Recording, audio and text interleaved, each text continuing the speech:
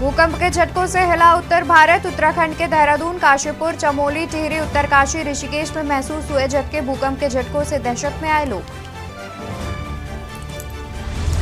40 minute में 4 बार डोली धरती। पड़ोसी राज्य नेपाल के बझांग में था भूकंप का केंद्र। 6.2 तीव्रता के भूकंप से कई घरों को पहुंचा नुकसान।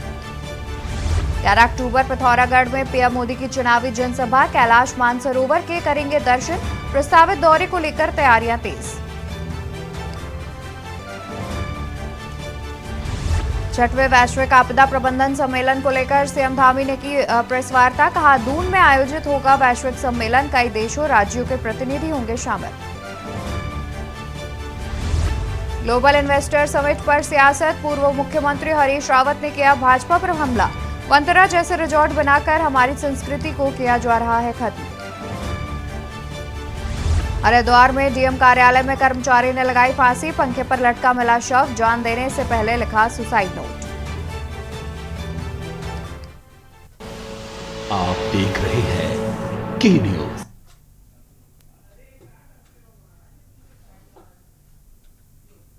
नमस्कार, स्वागत है आपका के न्यूज इंडिया में। मैं हूं आपके साथ अवंतिका अवस्थी। बात करेंगे उत्तराखंड खबरों की और शुरुआत करेंगे आज की अहम खबर से, जहां उत्तर भारत में भूकंप के झटके महसूस किए गए हैं। बता दें कि उत्तर प्रदेश और उत्तराखंड में भी धरती हिल गई। भूकंप की तीव्रता 6.2 मापी गई है। इसका केंद्र नेपाल में 5 किलोमीटर की गहराई में बताया गया। नेपाल में भूकंप के केंद्र के कारण उत्तराखंड में भूकंप का असर काफी ज्यादा देखने को मिला। वहीं देहरादून, काशीपुर, चमोली, टिहरी, उत्तरकाशी, ऋषिकेश, श्रीनगर, हरिद्वार आदि शहरों में भूकंप के झटके महसूस किए गए। दोपहर 2:53 पर भूकंप का झटका महसूस किया गया। करीब 10 सेकेंड तक कई बार धरती हिलती दिखी। रिक्टर पैमाने पर भूकंप की तीव्रता 6.2 मापी गई है। भूकंप के झटकों ने लोगों को दहशत से भर दिया है। देहरादून में दोपहर 2:52 पर झटके महसूस किए गए। इसकी कई तस्वीरें सामने आई। देहरादून में लोग अपनी इमारतों से बाहर निकल आए। सचिवालय का भी एक वीडियो सामने आया, जिसमें साफ देखा जा सकता है कि लोग बिल्डिंग के बाहर निकलकर खड़े हो गए हैं।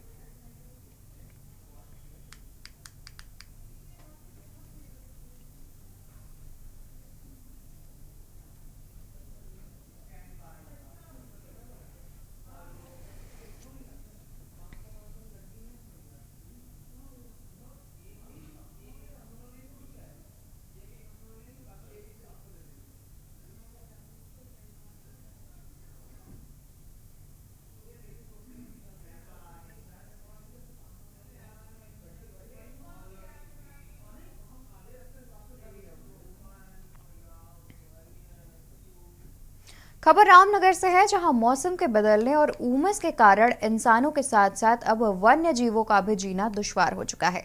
अधिक गर्मी के कारण वन्य जीव आबादी की ओर चले आ रहे हैं, जिसके चलते रामनगर में सांपों की जान बचाने में कॉर्पोरेट प्रशासन, वन विभाग और सेव द स्नेक ने अपनी टीम गठित कर सांपों को बचाने में जुटे हुए हैं।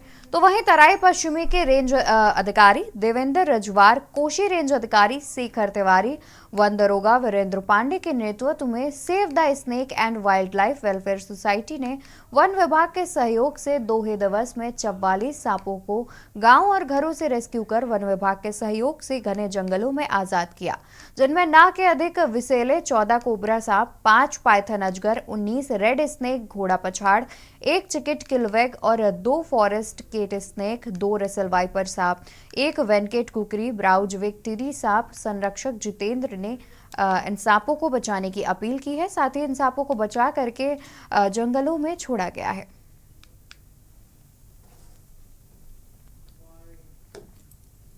रामनगर क्षेत्र में काफ़ी समय से हमारे जो रामनगर क्षेत्र के श्री चंद्रसेन कश्यप और उनकी टीम द स्नेक सोसाइटी के नाम से जो कि काफ़ी इस क्षेत्र में चर्चित भी हैं, प्रसिद्ध भी हैं, इनके द्वारा रामनगर और शहरी क्षेत्र एवं ग्रामीण क्षेत्रों से जहरीले और विषहीन जो है सांपों को रेस्क्यू किया गया है। आज 37 सांपों को जो है कि रेस्क्यू करके जंगल में सुरक्षित छोड़ा गया है।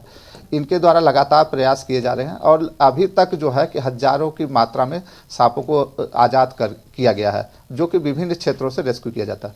था लगातार प्रयास है। मुझे विशेष रूप से मैं सबसे अनुरोध करूंगा कि वन विभाग द्वारा भी ये लगातार प्रयास किए जा रहे हैं और जो है कि अगर आपके क्षेत्र में कहीं भी सांपों को दिखाई दिए और चाहे वो जहरीले हों, आप छुए नहीं, आप उनको तत्काल सूचना वन विभाग को और स्नेक सोसाइटी को दें। नैनीताल रोड के ज्वालीकोट के पास कुछ दिनों पहले एक रिजॉर्ट में चल रहे अवैध कैसीनो पर पुलिस ने कार्रवाई करते हुए बड़ी संख्या में दिल्ली के युवक और युवतियों को पकड़ा था। लेकिन पुलिस की कार्रवाई में होटल मालिक और उसको संचालन करने वाले लोगों के खिलाफ कोई भी कार्रवाई नहीं की गई। इस मामले को लेकर कांग्रेस विधायक सुमित हृदयेश के नेतृत्व में बड़ी संख्या में कांग्रेसियों ने एसपी सिटी हरबंस सिंह का घेराव करते हुए इस मामले पर निष्पक्ष जांच की मांग की और कहा कि भाजपा के जिस बड़े नेता का नाम इस प्रकरण के पीछे आ रहा है, उनका नाम उजागर किया जाए। एसपी सिटी हरबंस सिंह ने कहा, पुलिस इस मामले में जांच कर रही है, मामले को हर पहलू से देखा जा रहा है, जो भी जांच में तथ्य आएंगे उन्हीं के आधार पर पुलिस आगे की कार्रवाई करेगी।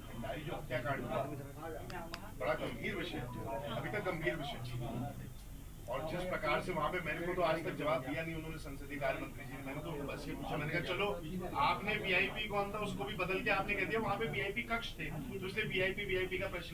लेकिन सबसे बड़ी प्रॉब्लम यह है कि पूरा शहर जानता है कि कौन आदमी इन्वॉल्व है, किसका क्या है, लेकिन पुलिस को नहीं पता। ये सबसे बड़ी दिक्कत का नाम।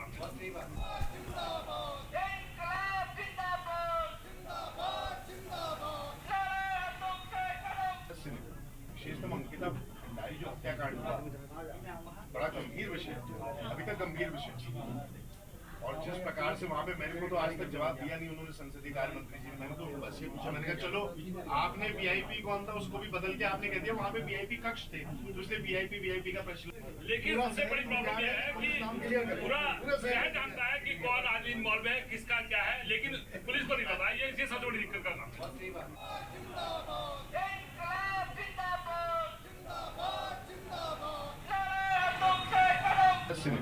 विशेषतः अंकिता भंडारी जो हत्याकांड हुआ, बड़ा गंभीर विषय, अभी तक गंभीर विषय, और जिस प्रकार से वहाँ पे मैंने को तो आज तक जवाब दिया नहीं उन्होंने संसदीय कार्य मंत्री जी। मैंने तो बस ये पूछा, मैंने कहा चलो आपने वीआईपी कौन था उसको भी बदल के आपने कह दिया वहाँ पे वीआईपी कक्ष थे, तो इसलिए वीआईपी का प्रश्न। लेकिन सबसे बड़ी प्रॉब्लम यह है कि पूरा शहर जानता। हम तो धन्यवाद देने पहले आए थे कि आपने आते ही एसएसपी साहब ने 1 करोड़ रुपए की स्मैक पकड़वा दी। उसके बाद इतना बड़ा देह व्यापार और जो कैसीनो चल रहा था उस पर आपने रेड मारी। लेकिन कहीं ना कहीं ऐसा लगता है क्योंकि सत्ताधारी पक्ष के लोग हैं, उनका दबाव कहीं ना कहीं सत्ता का दबाव है कि इन लोगों को बचाया जाए। हमारी उनसे मांग है निष्पक्ष जांच इसमें हो, साफ प्रमाण साक्ष्य जो है सबको विदित है, पूरे शहर को पता है कौन संचालन करता है, कौन उनके पार्टनर है, कौन साइलेंट पार्टनर है। तो अवश्य पुलिस को अगर खुलासा जब करने का समय आए तो पुलिस को निष्पक्ष होकर अपना कार्य करना चाहिए, हमारा उनसे आग्रह है। वरना मजबूरन जनता के साथ हमें कोतवाली का भी घेराव करना पड़ेगा और धरना प्रदर्शन करना पड़ेगा। हमारी मांग ये है निष्पक्षता से जांच हो, दूध का दूध पानी का पानी हो। राक्षस की जान तोते में बसी है और तोते की जान राक्षस में बची है। तोता कौन है, राक्षस कौन है, अनावृत हो। ये कांग्रेस विधायक माननीय सुमित हृदयेश के अध्यक्षता में कांग्रेस के लोग आए थे यहाँ पर। उनके द्वारा एक ज्ञापन मुझे दिया गया है और जो ज्ञापन उनके द्वारा दिया गया है ये इसमें इन्वेस्टिगेशन चल रही है। इन्वेस्टिगेशन में जो भी तथ्य आएंगे उसके अनुसार कार्रवाई की जाएगी। अगर विवेचना में ऐसे तथ्य सामने आएंगे तो किसी भी व्यक्ति को बख्शा नहीं जाएगा इन्वेस्टिगेशन में और सभी के विरुद्ध कार्रवाई की जाएगी। और पुलिस ने ये बहुत अच्छा काम किया है, जो वहाँ पर कैसीनो चल रहा था उसको पकड़ा है और पुलिस निष्पक्ष होकर और बिना किसी दबाव के, पुलिस पर किसी प्रकार का कोई दबाव नहीं है, अपना काम कर रही है और विवेचना जारी है। विवेचना जो भी तथ्य और जो भी चीज़ें सामने आएंगी उसके अनुसार कार्रवाई की जाएगी। उत्तर प्रदेश के लखीमपुर खीरी में हुए किसानों की निर्मम हत्या के विरोध में किसानों ने मंगलवार को काशीपुर में महाराणा प्रताप चौक पर विभिन्न संगठन का इकट्ठा होकर रोष प्रदर्शन किया और केंद्रीय मंत्री अजय मिश्रा टैनी का पुतला दहन किया। तराई किसान संगठन, अन्नदाता किसान संगठन, भारतीय किसान यूनियन, एकता उग्रह, इंकलाबी मजदूर केंद्र, क्रांतिकारी लोक अधिकार संगठन, विभिन्न संगठनों द्वारा किसानों की निर्मम हत्या के वर्षगांठ पर लखीमपुर खीरी प्रकरण के विरोध में गरजे किसान। जो किसान मारे गए थे उनके मुआवजे पर सवाल खड़े किए गए हैं। कुछ किसान जेल में बंद हैं, उन्हें रिहा किया जाए और केंद्रीय मंत्री को बर्खास्त किया जाए। किसानों को केवल गुमराह किया जा रहा है। अभी तक किसानों को न्याय नहीं मिला है और इसी प्रकार से पुतला फूंक कर प्रदर्शन किया गया और नारेबाजी भी की गई।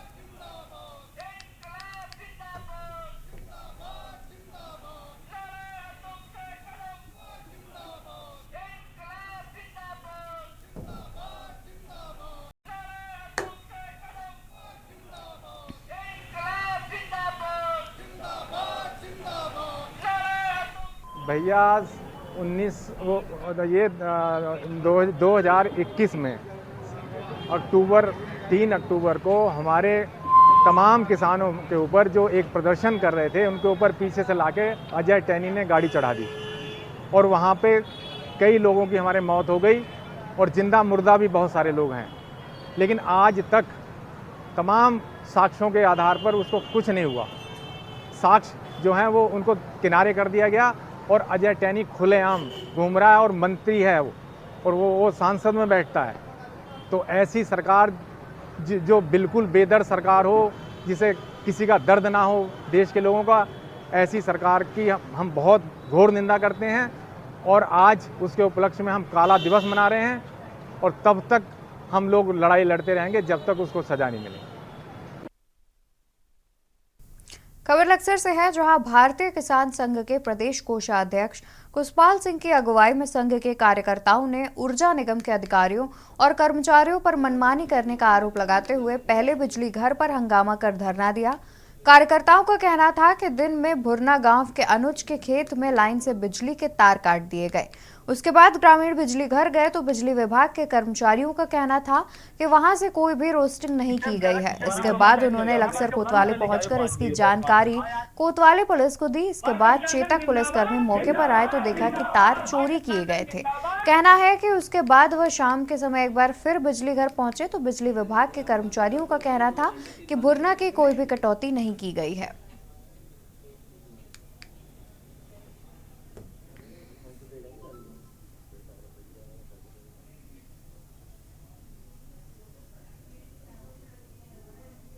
साइन कर किसने लिखा है 5 बजे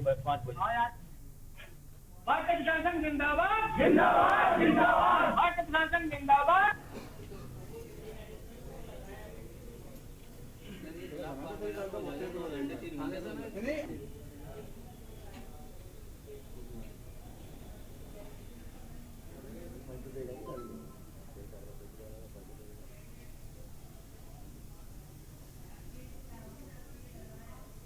साइन कर किसने लिखा है 5 बजे भारतीय किसान संघ जिंदाबाद। ऐसी इसमें कोई नहीं थी, अचानक ही बिजली गांव भुरने से तार कटे। इससे पहले 5-6 दिन पहले शेखपुरी गांव से तार कटे। तो मैं जब भुरने के में 12 बजे तार कटे, ये इनका मतलब घर में एक बुजुर्ग की मतलब मर गए, तो ये उस चक्कर में लग गया। इनको पता लगा 4 बजे जाके पता लगा तो तुम्हारे तार कट गए। तो जब ये तार कटे तो बिजली घर आए। बिजली घर वालों ने कहा हम 8 दिनों को हमें तो पता ही नहीं, ना हमने रोस्टिंग की ना कुछ किया। फिर ये पुलिस में गए।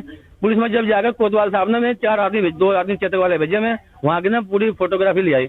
इसके बाद फिर मैंने कहा भाई तुम जाओ वहाँ बिजली घर में और उसके रजिस्टर के ना साइन करा के लाओ वहाँ से, मतलब देखो उस पर रोस्टिंग। तो जब यहाँ आए फोटो था, उसने मना कर दी। भाई क्यों मना करा? मैं फिर यहाँ से हट कर मैंने कहा भाई क्यों मना करा? कि भुरने गांव में हमारी अपनी निजी टोल है किसान की, और वो किसान के घर में तो कोई उसके बाबा जी गुजर गए थे। तो उन्होंने टोल चल रही थी, टोल बंद होगी 11 बजे करीब उनकी। तो उनके नौकर ने बताया जी टोल बंद होगी। तो वहाँ आए देखने तो उनके 3 बजे 3 खंभों के तार कट गए। जी की बिजली विभाग को जानकारी है, इन्होंने फोन करा, फोन नहीं उठाया जो साहब ने उनका। उसके बाद ये यहाँ रोस्टिंग कोई नहीं हुई।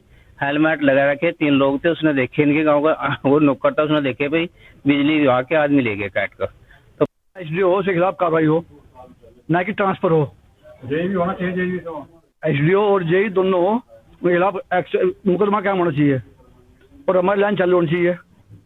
इन्हें हमारा धरना अनिश्चित आगे चालू रहेगा।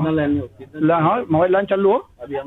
अभी हम बच्चे धरने बच्चे तहसील दिवस आईएम साहब के पास जा रहे, अपनी बात वहाँ रखेंगे। और इन भ्रष्ट अधिकारियों के खिलाफ तुरंत कार्रवाई हो। यदि सरकार के खिलाफ एक्शन नहीं लेती, इसका नतीजा हम अड़प ले लें। फिर करते हैं खबरों का। खबर उधम सिंह नगर के विजयनगर ग्राम सभा गायत्री विहार से है, जहां लोग दहशत में है। दरअसल गायत्री विहार के लोग भवन बनाने से पहले विकास प्राधिकरण रुद्रपुर में भवन के नक्शे पास कराने के लिए गए, परंतु विकास प्राधिकरण के अधिकारियों ने गायत्री विहार कॉलोनी विकास प्राधिकरण क्षेत्र के अंतर्गत न होने की बात कहकर उन लोगों को लौटा दिया गया। लेकिन भवन बनकर तैयार होने के कई दिनों बाद प्राधिकरण ने गायत्री विहार के कई परिवारों के घरों के समक्ष नोटिस चिपका दिया, जिससे ग्रामीण भयभीत और दहशत में है। गायत्री विहार कॉलोनी के कॉलोनाइजर ने जो बात कहकर सड़क, बिजली खंभे, मूलभूत सुविधाएं दिए जाने की बात की थी, उन मूलभूत सुविधाओं से कॉलोनी के लोगों को वंचित रखा गया। उधम सिंह नगर क्षेत्र में धड़ल्ले के साथ भूमाफियाओं के द्वारा कॉलोनियां काटी जा रही हैं। भूमाफिया कॉलोनाइजरों के द्वारा भोली भाली जनता को ठग रहे हैं। उन्होंने कहा कि ऐसे कई मामले मेरे संज्ञान में हैं।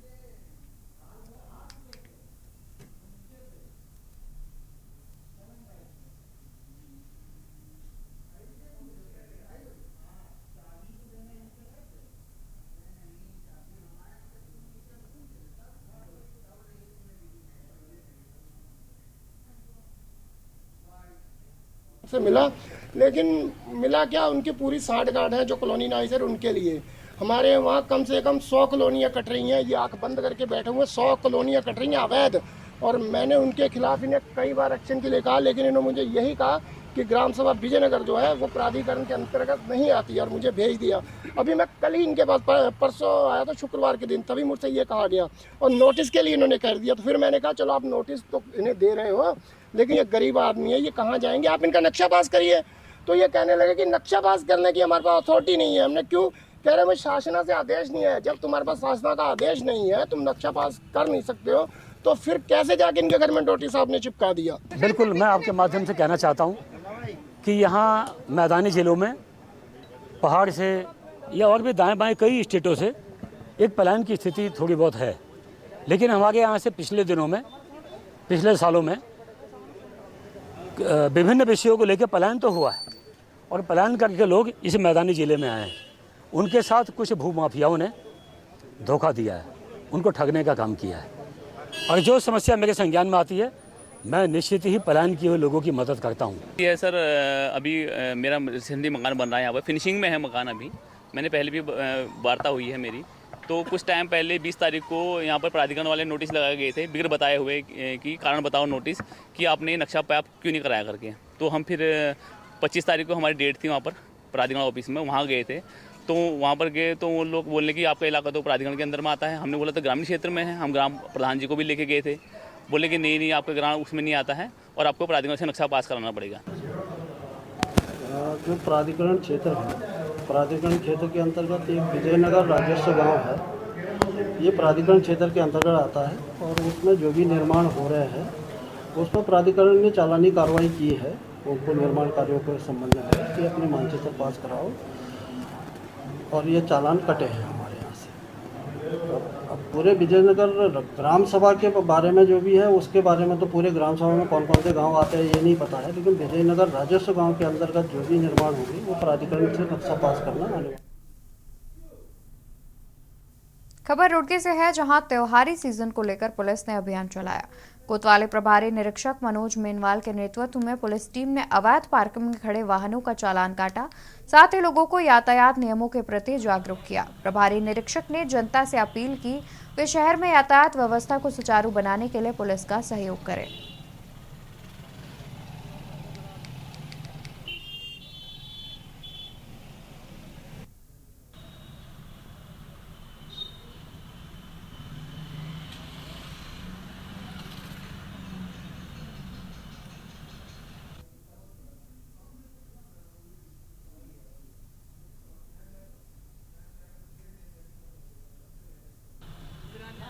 ऐसा है जैसे कि आप जानते हैं कि आने वाला समय जो है वो त्योहारी सीज़न है, तो उसको दृष्टिगत रखते हुए क्षेत्र का ये देखा गया कि कहाँ ट्रैफिक की दिक्कत है, तो लोगों ने अपने वाहनों को सड़कों पे खड़े कर शॉपिंग कर रहे हैं, या जैसे मोटरसाइकिल सर्विस सेंटर हैं वो भी ज़्यादातर सड़क के किनारे अपनी गाड़ियाँ लगा के सर्विस सेंटर बना रखा है। तो उसी को एक जागरूकता समझ लीजिए और एक इसको एक्शन भी मान लीजिए।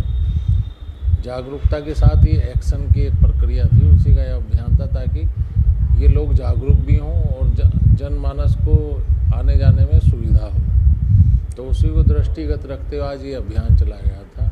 साथ ही साथ इसमें हमने डिफेक्टिव नंबर प्लेट जो हैं उसके भी संबंध में लोगों को जागरूक किया और डिफेक्टिव नंबर प्लेट ना लगाएं, जो निर्धारित नंबर प्लेट है वही लगाएं, नहीं तो एमवी एक्ट में उसका भी एक अच्छा खासे अमाउंट का नगद चालान है। और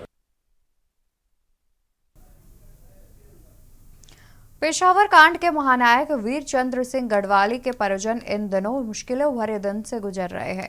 उत्तर सरकार द्वारा कोटद्वार के हल्दू खाता में उन्हें गुजर बसर के लिए जो जमीन पर लीज पर दी गई थी, उसकी लीज के पैसे चुकाने में भी यह परिवार असमर्थ है। मंगलवार को वीर चंद्र सिंह गढ़वाली के परिजनों से मिलने कांग्रेस नेता सूर्यकांत धस्माना उनके आवास पर पहुंचे, जहां उन्होंने उत्तराखंड, उत्तर प्रदेश और केंद्र सरकार से मांग करते हुए कहा कि वीर चंद्र सिंह गढ़वाली के परिजनों के नाम पर तत्काल लीज वाली भूमि कोषरकारों को करनी चाहिए।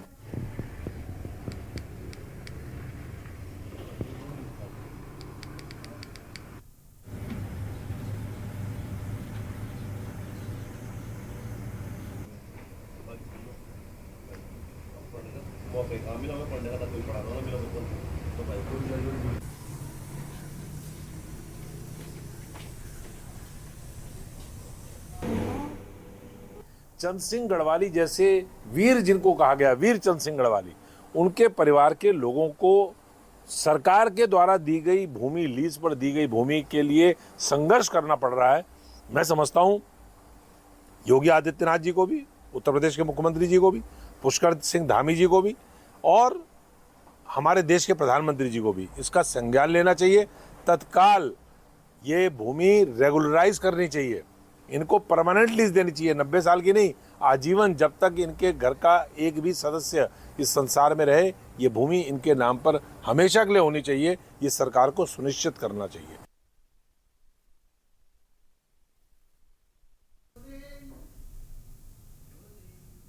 उत्तराखंड खबरों में फिलहाल इतना ही। आप देखते रहिए के न्यूज इंडिया। आप देख रहे हैं के न्यूज, खबरों का सारथी।